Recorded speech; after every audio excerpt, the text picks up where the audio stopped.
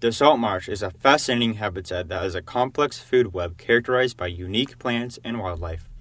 One of the most crucial elements in the salt marsh is the cordgrass, which protects the animals that live in the salt marsh, provides food, and promotes structural integrity for the salt marsh itself.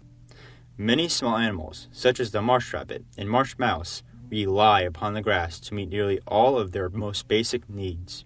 They use the grass as food for themselves and their young, and the grass provides a wonderful breeding ground and a safe haven for newborn animals that are helpless on their own.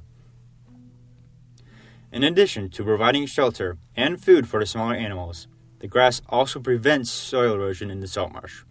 By extending its roots into the soil below, the grass creates a matrix that provides stability to the soil. Additionally, this grass also plays a role in filtering nutrients in the water and outputting clean water that isn't harmful to other species, thus maintaining a natural balance in the environment. The salt marsh, like many other habitats, provides an environment in which a complex food web is supported. Larger predators consume small animals who in turn consume the grass.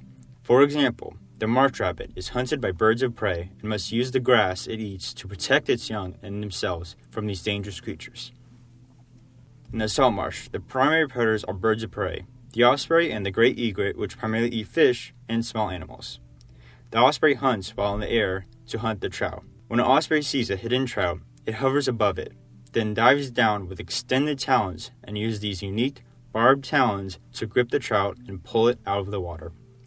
The osprey is not the only threat in the salt marsh, though. The great egret looks to the waters to find its meals.